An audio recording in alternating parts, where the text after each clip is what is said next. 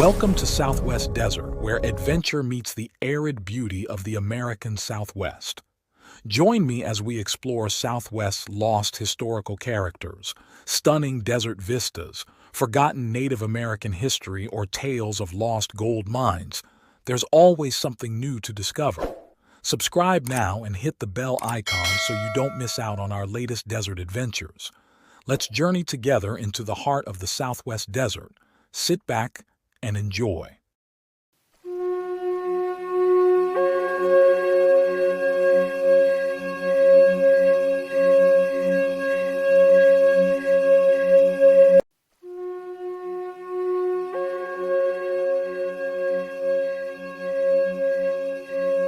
Welcome to Southwest Desert. Today, we're diving deep into one of the most fascinating yet forgotten tales of the New Mexico territory. The story of Vicente Silva, a man whose reign of terror would make even the most hardened outlaws of the Old West seem tame by comparison.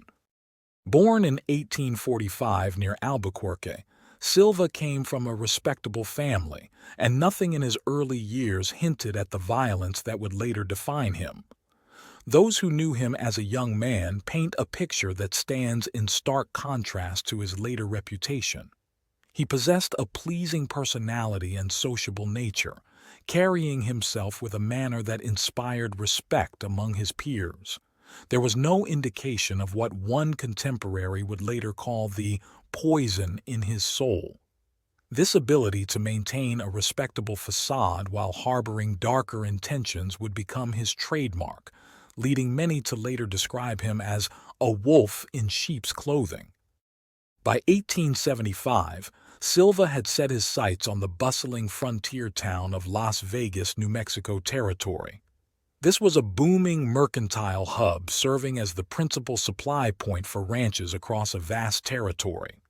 The town's influence stretched across eastern New Mexico and extended all the way to the Texas Panhandle, making it the perfect location for an ambitious man to build his empire. Thank you for joining your desert frontiersman Alan for another Southwest adventure. If you would like to help support my time and channel, hit the super thanks heart icon on the bottom of the video and contribute. This is very helpful. Relax and enjoy. It was here that Silva established the Imperial Saloon, strategically located just one block from the Old Town Plaza. Under his careful management, the Imperial would become the largest saloon in the territory. But Silva wasn't content with just serving drinks.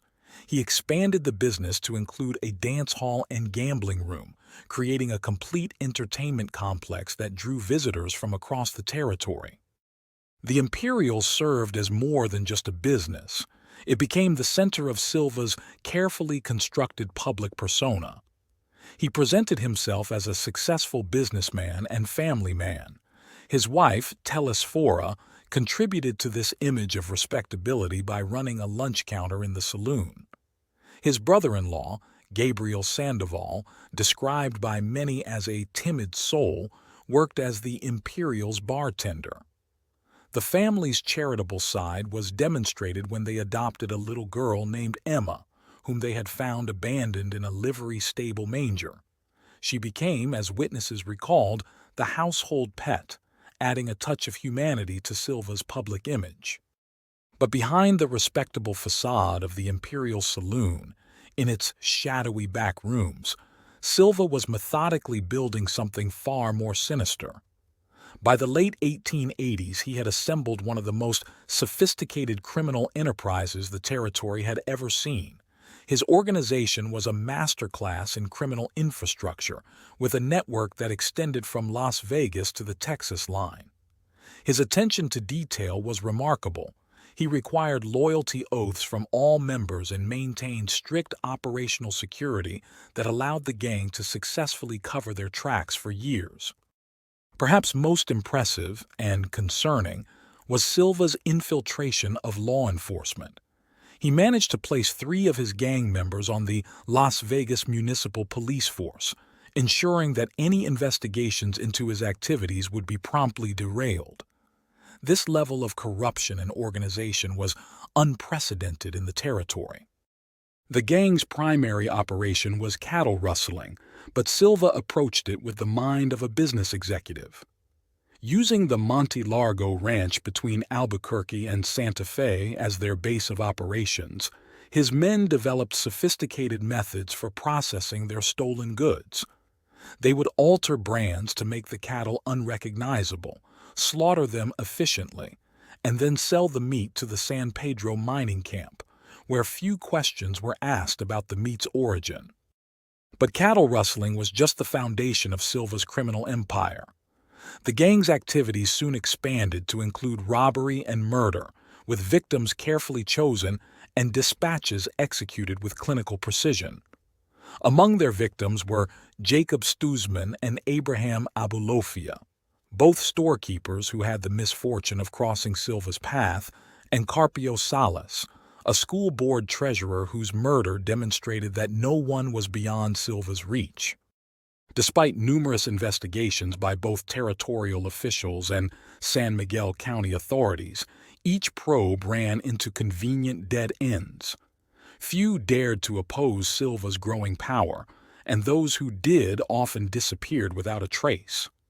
The gang's influence had become so pervasive that even legitimate businessmen and officials learned to look the other way. But even the most carefully constructed criminal empires have their weak links. Silva's began to unravel with what seemed like a routine cattle theft from Jose Esquibel's ranch, located 50 miles south of Las Vegas. One of his men, Patricio Maes, made the fatal mistake of revealing information about the theft. When Esquibel personally recovered his cattle and filed a warrant in district court, Silva was forced to adapt quickly. Rather than face the charges, Silva fled, leaving his nephew in charge of the Imperial Saloon while he established a hideout near Mora. But even in exile, Silva maintained his iron grip on his criminal empire.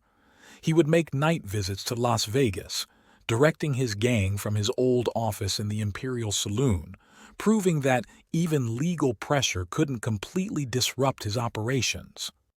What happened next would cement Silva's reputation for brutality and demonstrate the theatrical flair he brought to his acts of violence.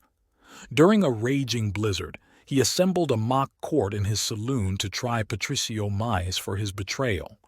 The setting was carefully chosen for maximum dramatic effect, the howling wind outside providing a haunting backdrop to the proceedings within. The jury was composed entirely of outlaws, but Silva wasn't taking any chances. Even though Maes pleaded innocent and repeatedly pledged his loyalty to the gang, Silva had already decided his fate. When the jury initially appeared divided, Silva brought out a keg of whiskey.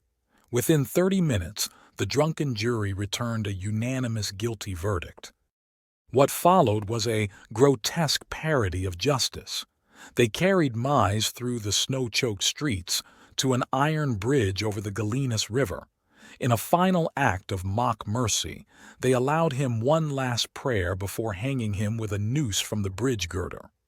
The next morning, his frozen body was discovered, serving as a stark warning to anyone who might consider crossing Vicente Silva. But it was Silva's growing paranoia that would ultimately lead to his downfall. The man who had built an empire on violence and fear began to see enemies everywhere, even within his own family.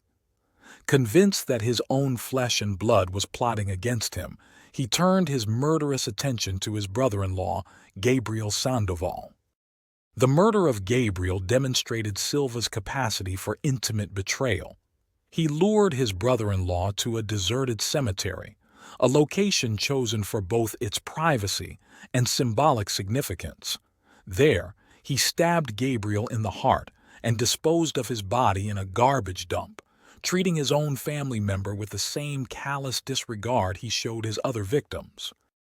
But Silva's descent into paranoid violence wouldn't stop there. His final act of betrayal would be against his loyal wife Telesfora, who had stood by him through everything. Despite knowing of his criminal activities, she had maintained her own honest nature and was well liked by the gang members. Silva sent her a note requesting a secret meeting, asking her to leave Las Vegas unseen. When she arrived at his mountain camp, expecting perhaps to reconcile or plan their future, he accused her of treachery and stabbed her to death. This would prove to be Silva's fatal mistake. Telesphora had been a favorite among the gang members, and her murder turned them decisively against their leader. On May 18, 1893, they orchestrated their revenge with the same methodical precision Silva had taught them.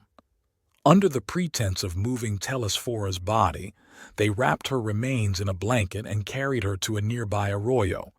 As Silva jumped on an overhanging bank to better cover the body, the earth collapsed, seemingly nature itself conspiring in his downfall. It was then, as he walked back to camp, that Antonio Valdez approached from behind and shot him in the head, ending the reign of New Mexico's most notorious crime lord.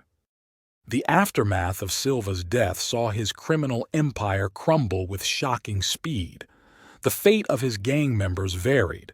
Some were hung by vigilantes from telephone poles, others faced legal execution, and some managed to secure prison sentences in exchange for their testimony.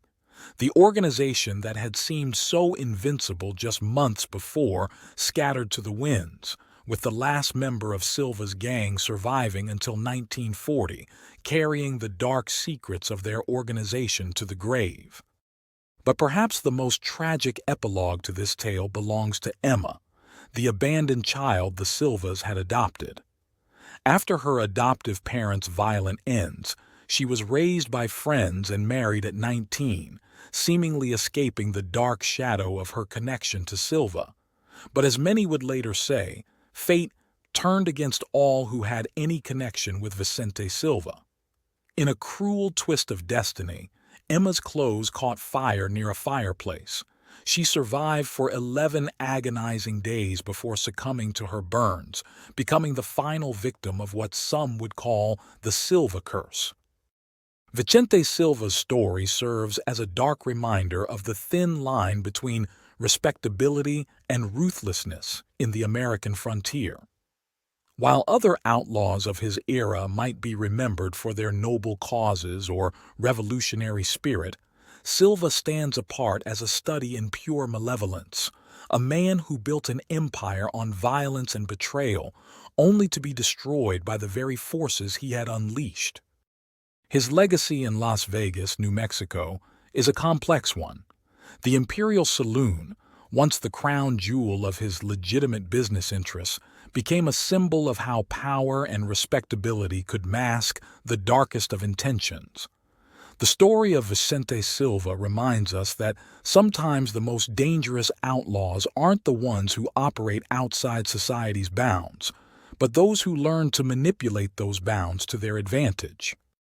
This has been Southwest Desert. Join us next time as we uncover another forgotten tale from the American Southwest frontier. Check out my large video catalog of Southwest history, lost gold legends, and adult bedtime stories. Happy trails.